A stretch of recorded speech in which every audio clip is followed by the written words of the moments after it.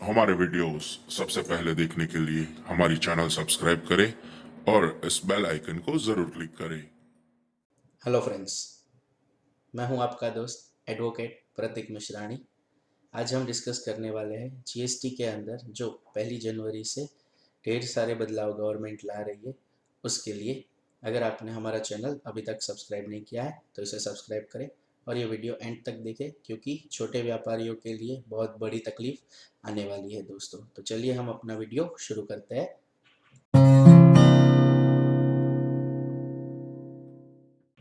Major changes in GST from 1 January 2021। सबसे पहले हम लोग नट शेल में देख लेते हैं कि आज के वीडियो में हम क्या क्या देखने वाले हैं। पहला होगा QRMP MRMP return filing system. दूसरा होगा changes in GST number suspension and cancellation. तीसरा रहेगा सस्पेंशन का बाद का जो इफेक्ट आपको पड़ेगा उसके रिलेटेड। चौथा होगा कि अगर आपका रजिस्ट्रेशन सस्पेंड हो जाता है तो रिवोकेशन के लिए क्या होगा।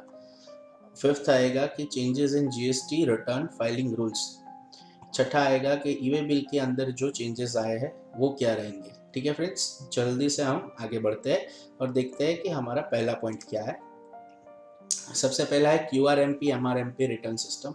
दोस्तों, जीएसटी के अंदर गवर्नमेंट 1 जनवरी से नए रिटर्न सिस्टम ला रही है, जिसके अंदर QRMP और MRMP, यानी कि QRMP मतलब क्वार्टरली रिटर्न मंथली पेमेंट, ये होगा 5 करोड़ से कम टर्नओवर वाले व्यापारियों के लिए। ये QRMP जो है वो ऑप्शनल रहेगा, अगर कोई व्यापारी चाहे तो वो मंथली में भी रह सकता है।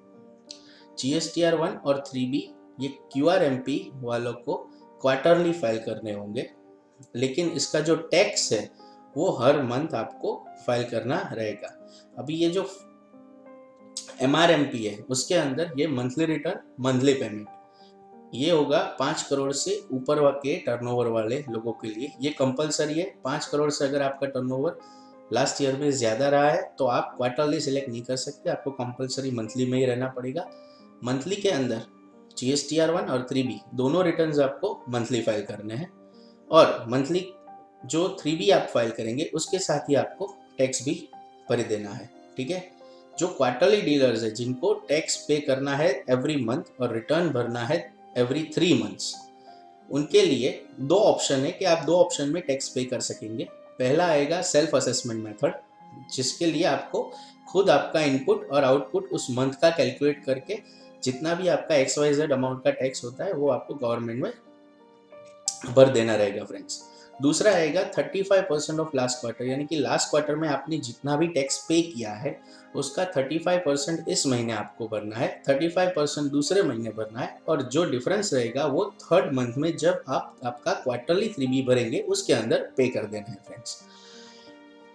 खास ये नोट चेक कर लीजिएगा फ्रेंड्स कि ये जो सिलेक्शन है वो 1 जनवरी के बाद से ये रिटर्न्स को हम अप्लाई करने वाले हैं। इसका सिलेक्शन प्रोसेस ऑलरेडी शुरू हो चुका है।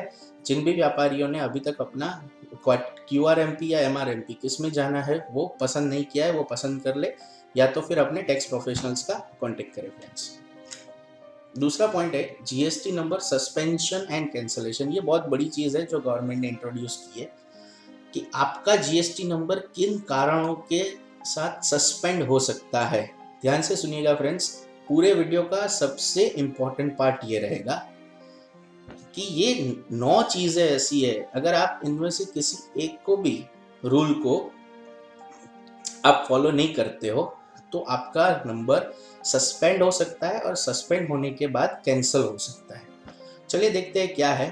पहला जो है, does not conduct any business from declared place of business, यानी कि आपने अपनी GST रजिस्ट्रेशन में एक प्लेस डिसाइड की हुई है लेकिन आप वहां से आपका बिजनेस नहीं कर रहे हो, कहीं और से कर रहे हो, तो आपका नंबर सस्पेंड हो सकता है।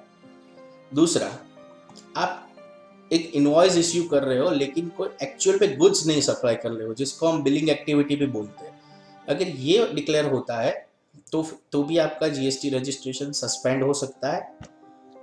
अगर आप एंटी प्रॉफिटियरिंग रूल्स को ब्रेक करते हो, एंटी प्रॉफिटियरिंग रूल्स मतलब बेसिकली MRP से कम में अगर आप कोई भी डिस्काउंट को डिक्लेयर किए बगैर, आपकी इनवॉइस में कोई डिस्काउंट डिक्लेयर किए बगैर MRP से कम प्राइस में अगर आप गुड्स को सेल करते हैं तो वो एंटी प्रॉफिटियरिंग का वायोलेशन होता है। अगर आप वो करते हो तो भी आपका जीएसटी नंबर सस्पेंड हो जाता है।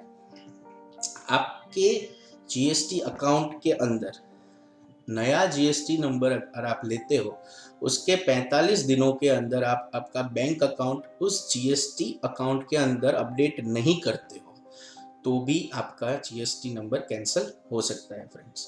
पांचवा है avails input tax credit violating section 16, यानी कि सेक्शन 16 अगर आप किसी भी तरह से वायोलेट करते हो तो आपका जो इनपुट आपका जो जीएसटी नंबर है वो कैंसिल हो जाएगा। देखते हैं सेक्शन 16 क्या कहता है।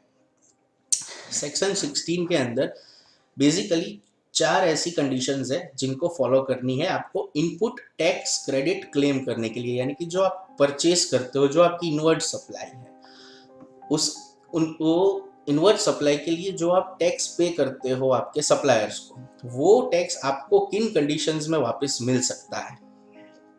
पहला रहेगा कि भाई आपके पास एक टैक्स इनवॉइस होना चाहिए। दूसरा, एक्चुअल में आपके पास गुड्स रिसीव हुए होने चाहिए, सिर्फ बिल आया ऐसा नहीं, माल भी आया होना चाहिए। तीसरे के अंदर जो भी इनपुट आप आपके सप्लायर को जो भी टैक्स आप पे कर रहे हो वो टैक्स एक्चुअल में गवर्नमेंट में उसने पे किया हुआ होना चाहिए, तभी आप क्रेडिट क्लेम कर सकते हो। और चौथा, he has furnished the return under section 39, यानी कि उसने अपना सेक्शन 39 के अंतर्गत जो जीएसटीआर 3B है वो फाइल किया हुआ होना चाहिए। इसके अंदर फ्रेंड्स आपको ये भी बता दूं, सेक्शन 39 के साथ सेक्शन 37(1) के अंदर जो जीएसटीआर 1 है वो भी फाइल करना कंपलसरी रहेगा। लेकिन अगर ये 4 में से कोई एक भी कंडीशन फॉलो नहीं होती है और आप इनपुट क्लेम कर लेते हो तो फ्रेंड्स ऐसा हो सकता है कि आपका जीएसटी रजिस्ट्रेशन कैंसिल हो जाए। प्लीज ये चीजें आप आपके माइंड में रखें और सतर्क रहें। छठा आएगा supplies declared in GSTR 1 is more than GSTR 3B, यानी कि जीएसटीआर 3B के अंदर आपने जो सप्लाई डिक्लेयर की है उससे जीएसटीआर 1 के अंदर आपका जो सप्लाई है वो ज़्यादा हो रहा है। ऐसे केसेस में वो डिफरेंस आएगा, जीएसटीआर 1 ज़्यादा होगा 3B कम होगा, यानी कि आपने कम टैक्स पे किया है तो भी आपका जीएसटी नंबर सस्पेंड हो सकता है। गवर्नमेंट ने एक नया रूल इम्प्लीमेंट किया है, रूल 86B। अगर आप रूल 86B का भी वायोलेशन करते हो, आप उसको फॉलो नहीं करते हो तो भी आपका जो जीएसटी नंबर है वो सस्पेंड हो सकता है। फटाफट से देख लेते हैं 86B क्या कहता है। 86B पहले तो उन टैक्स पेयर्स को एप्लीकेबल होगा जिनका मंथली टर्नओवर 50 लाख से ज़्यादा होता है, यानी कि एक महीने में अगर आपका सेल्स या आउटवर्ड सप्लाई 50 लाख रुपीज से ज़्यादा हो रहा है तो ही आपको 86B रूल एप्लीकेबल रहेगा। इसके अंदर क्या होगा फ्रेंड्स कि आपका जो आउटपुट है, फॉर एग्जांपल हमने यहाँ पे एक एग्जांपल सेट किया हुआ है, हम इस पे नज़र मारते हैं। आपका 50 लाख का सेल है जिसके ऊपर 1,25,000 CGST 1,25,000 SGST हो रहा है। आपकी परचेज है 40 लाख जिसके अंदर आपका इनपुट क्लेम करने का हो रहा है 1 लाख और 1 लाख। आपके पास 50,000 की प्रीवियस आईटीसी अवेलेबल है। तो फ्रेंड्स अब तक क्या होता था कि आपकी देखो टोटल आईटीसी हो रही है 1,50,000 CGST 1,50,000 SGST, आपको भरने हैं 1,25,000 1,25,000।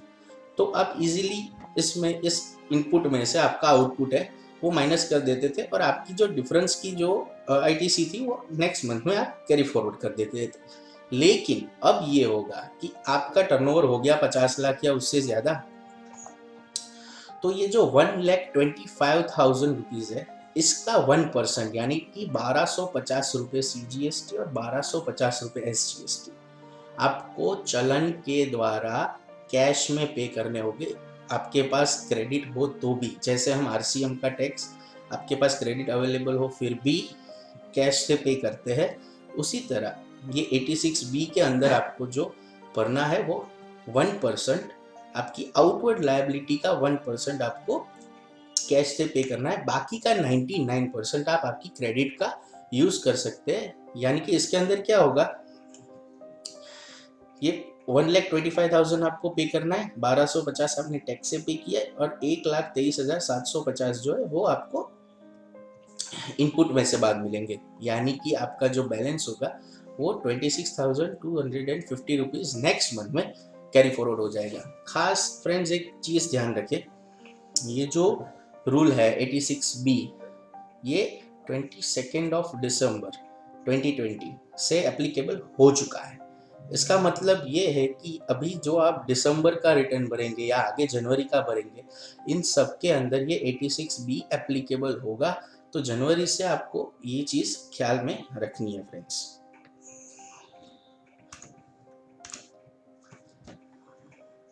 दूसरा 8th पॉइंट है input tax credit claimed more than 2B। ये बहुत ही बड़ा सरदर्द है फ्रेंड्स। 2B क्या चीज है? 2B ये चीज है कि अपने आज तक 2A चेक करते थे एनुअल बेसिस पे। ये 2B जो है वो उसी का छोटा भाई है जो एवरी मंथ हमको मिलता है। ठीक है, तो 2B के अंदर आपने जिन भी सप्लायर्स के पास से परचेस किया है वो अपना महीने के एंड में GSTR 1 फाइल करते हैं और वो जो जो इनवॉइसेस दिखाते हैं, अगर वो आपने जिनके पास से परचेस किया है आपका इनवॉइस वहां पे शो होता है तो आप आपकी इनपुट क्लेम करेंगे। ये हो गया 2B, यानी कि 2B के अंदर अगर बुक्स ऑफ अकाउंट में फॉर एग्जांपल आपने परचेस किया है और परचेस की ITC हो रही है 5 लाख रुपए, लेकिन आपका 2B यानी कि आपके सप्लायर ने जो GSTR 1 फाइल किया है उसके बेसिस पे जो रिपोर्ट आता है उसके अंदर आ रहा है 3 लाख रुपए का क्रेडिट। तो अभी होगा यूं कि आप 3 लाख रुपए से ज्यादा नहीं ले पाएंगे। आप बुक्स ऑफ अकाउंट्स के ऊपर आज तक लेते थे, आज तक करते थे कि भाई चलो जो होगा देख लेंगे, लेकिन अब ऐसा नहीं होगा। जितना 2B में अवेलेबल है आपको उतना ही क्रेडिट क्लेम करना है। अगर उससे ज्यादा क्लेम करेंगे आपका नंबर सस्पेंड हो सकता है और आपकी क्रेडिट भी डिसअलाउ हो सकती है फ्रेंड्स, इसको ध्यान में रखें।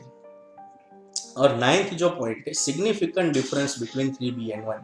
अब ये सिग्निफिकेंट का मतलब वैसे तो हम गुजराती में इसको नोंधपात्र बोलते हैं, लेकिन नोंधपात्र क्या होता है वो गवर्नमेंट ने हमको नहीं बताया। उनके हिसाब से सिग्निफिकेंट डिफरेंस 2 पैसा भी हो सकता है, 200 रुपया भी नहीं हो सकता। इसका मतलब ये है कि 3B और 1 के अंदर कोई डिफरेंस आना ही नहीं चाहिए। वो दोनों एक ही रिपोर्ट में से जनरेट, एक ही सॉफ्टवेयर में से अगर जनरेट होते हैं तो वो दोनों के अंदर एक पैसे का भी डिफरेंस आना नहीं चाहिए। ये जो 9 के 9 सस्पेंशन रूल्स है ये भी 22 दिसंबर से एप्लीकेबल हो चुके हैं। इनका इफेक्ट आपको दिसंबर के रिटर्न और दिसंबर के बाद के सारे रिटर्न्स के अंदर देना होगा, वरना आपके सस्पेंशन GST का नंबर आपका सस्पेंड हो सकता है फ्रेंड्स। ठीक है, फटाफट से हम आगे देखते हैं कि सस्पेंड हो गया, चलो अपने देखते हैं कि हमने वो सब करने की ट्राई की लेकिन अपने नहीं कर पाए और अपना नंबर सस्पेंड हो गया, तो फिर क्या होगा। अगर आपका नंबर सस्पेंड हो जाता है तो उसमें 3 चीजें मेनली आपको इफेक्ट करेगी। पहली, आप किसी भी प्रकार का रिफंड GST के अंदर नहीं क्लेम कर सकते। अगर वो एक्सपोर्ट का हुआ या फिर वो इन्वर्टेड टैक्स स्ट्रक्चर का है, XYZ कोई भी रिफंड है वो आप क्लेम नहीं कर पाएंगे ड्यूरिंग सस्पेंशन। दूसरा, आप आपका ई-वे बिल नहीं जनरेट कर पाएंगे और कोई बंदा आपका ई-वे बिल भी नहीं जनरेट कर पाएगा अगर आपका नंबर सस्पेंडेड है तो। अब ये सस्पेंशन का दूसरा जो बहुत मजेदार बात है वो ये है कि सस्पेंड करने से पहले आपको कोई भी नोटिस या फिर कोई भी ऑर्डर कुछ भी दिया नहीं जाएगा। अगर वहां से ऐसा लगेगा प्रॉपर ऑफिसर को कि भाई आपने इनमें से कोई भी रूल को वायोलेट किया है तो आपका नंबर बंद हो जाएगा। और जब आप अंदर चाहेंगे आपके पोर्टल में लॉगिन करेंगे या तो फिर जब आपको मेल आएगा तब आपको पता चलेगा कि भाई मेरा नंबर तो सस्पेंड हो चुका है। ऐसा भी हो सकता है आज रात को आप आपका रिटर्न फाइल करके घर पे जाते हो, सुबह मॉर्निंग में वापस जब आएंगे देखेंगे तो आपका नंबर सस्पेंड हो गया होगा फ्रेंड्स। तीसरा जो इसका पॉइंट है वो है कि कोई भी रिटर्न आप सस्पेंशन के बाद फाइल नहीं कर पाएंगे। इसका मतलब ये होता है फ्रेंड्स कि आपका जितना भी वर्किंग है सब अटक जाएगा। आपको पूरा ख्याल रखना है कि ये जो आपका जो 9 पॉइंट्स है उनको हम वायोलेट ना करें और अपना नंबर सस्पेंड होने से बचाएं। चलो अभी सस्पेंड हो गया, वापस से शुरू कैसे करेंगे? देखिए, वो सस्पेंशन होता है जब भी तो एक नोटिस सस्पेंड होने के बाद में प्रॉपर ऑफिसर आपको देता है कि भाई चलो हमने आपका नंबर सस्पेंड कर दिया है। वो नोटिस आपको जो प्रॉपर ऑफिसर है वो 30 दिन के अंदर, जब भी आपका नंबर सस्पेंड होता है उसके बाद के 30 दिनों के अंदर वो कभी भी भेज सकता है। आपके पास जब नोटिस आ जाता है तो नोटिस का रिप्लाई देने के लिए आपके पास 7 डेज रहेंगे फ्रेंड्स। उन 7 डेज के अंदर आपको उसका रिप्लाई फर्निश करना है। अगर वो रिप्लाई आप फर्निश नहीं करते या फिर आपका फर्निश किया हुआ रिप्लाई किसी प्रॉपर ऑफिसर को सूटेबल नहीं लगता, उनको ऐसा लगता है कि नहीं ये रिप्लाई बराबर नहीं है, तो आपका जीएसटी नंबर परमानेंटली कैंसिल हो सकता है। लेकिन अगर आप 7 दिनों के अंदर रिप्लाई कर देते हैं और ऑफिसर को ऐसा लगता है कि नहीं आपने वायबल था, आपका रीजन जो था, जो भी आपने किया वो एक्सेप्टेबल है, तो वो आपका नंबर फिर से रीएक्टिव कर देंगे फ्रेंड्स। ये रूल्स अभी एक्टिव हो चुके हैं 22 दिसंबर 2020 से, याद रहे फ्रेंड्स। जीएसटी रिटर्न के अंदर जो फाइलिंग, जो हम रिटर्न्स फाइल करते हैं उसके रूल में एक छोटा सा चेंज आया है कि आप आपका GSTR 1, अगर आप मंथली फाइलर हैं तो आप अगर 2 महीने के GSTR 3B नहीं फाइल करते हैं तो आपका GSTR 1 उसके बाद से फाइल होना बंद हो जाएगा। यानी कि जो अभी तक हम क्या करते थे कि 3B पेंडिंग रखते थे क्योंकि उसमें तो टैक्स भरना होता था, GSTR 1 भरते जाते थे और सामने वाले को क्रेडिट मिल जाती थी। इस हिसाब से इसको ब्लॉक कर दिया गया है। अगर आपने 2 महीने के 3B फाइल नहीं किए है तो आप आपका आगे के GSTR 1 नहीं फाइल कर पाएंगे। और दूसरा, जो क्वार्टरली टैक्स पेयर्स रहेंगे, उन क्वार्टरली टैक्स पेयर्स ने अगर एक क्वार्टर का भी 3B फाइल नहीं किया है, एक क्वार्टर का, तो अगले क्वार्टर से उनका GSTR 1 भी भरना बंद हो जाएगा फ्रेंड्स। एक चेंज है ई-वे बिल के अंदर, ये लगेगा कि छोटा सा चेंज है लेकिन ये बहुत बड़ा चेंज रहेगा फ्रेंड्स। एक ही चेंज आया है ई-वे बिल के अंदर। हम जब ई-वे बिल जनरेट करते थे तो ई-वे बिल के अंदर हमको वैलिडिटी देती थी कि हमारा ई-वे बिल जो हमने जनरेट किया है वो कितने दिनों तक वैलिड रहेगा। उसका रूल अभी तक ये था कि 100 किलोमीटर अगर आपका डिस्टेंस हो रहा है तो 1 दिन की आपको वैलिडिटी मिलती थी कि भाई चलो 100 किलोमीटर का डिस्टेंस है तो 1 दिन, अगर 200 किलोमीटर का डिस्टेंस है तो 2 दिन, 300 किलोमीटर का है तो 3 दिन।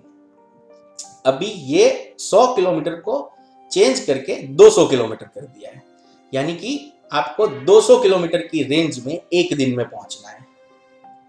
जिसके लिए हम एक एग्जांपल देखते हैं फ्रेंड्स। अगर आप अपने गुड्स है जो अहमदाबाद से मुंबई ट्रांसपोर्ट कर रहे हैं, अहमदाबाद से मुंबई की अप्रोक्सीमेट किलोमीटर वैल्यूज रहेगी 524 किलोमीटर्स। तो अभी तक क्या था कि ये आपको अभी तक आपका ई-वे बिल अहमदाबाद से मुंबई 6 दिन तक वैलिड रहता था, 524 किलोमीटर यानी 100 किलोमीटर्स पर डे आपका ई-वे बिल 6 दिनों तक वैलिड रहता था। अभी ये क्या होगा, अभी ये ई-वे बिल सिर्फ 3 दिन तक वैलिड रहेगा, 200 किलोमीटर पर डे। बहुत ध्यान रखें फ्रेंड्स, अगर आप अभी आपको डबल स्पीड में ई-वे बिल और आपके गुड्स को आपके रेसिपिएंट के पास पहुंचाना है। अगर ये नहीं करते हैं तो आपका ई-वे बिल है एक्सपायर हो जाएगा, और फिर ई-वे बिल एक्सपायर होने के बाद उसका जो ऑफेंसेस है, पेनल्टीज है, वो तो आपको पता ही होगा। नहीं पता होगा तो हमारे चैनल में ई-वे बिल के ऑफेंसेस के लिए भी एक वीडियो डाला हुआ है, आप उसे चेक कर सकते हैं फ्रेंड्स। ये रूल्स भी 22 दिसंबर से आ चुके हैं, अभी पोर्टल पे लाइव होंगे, प्लीज़ आप देख लीजिएगा।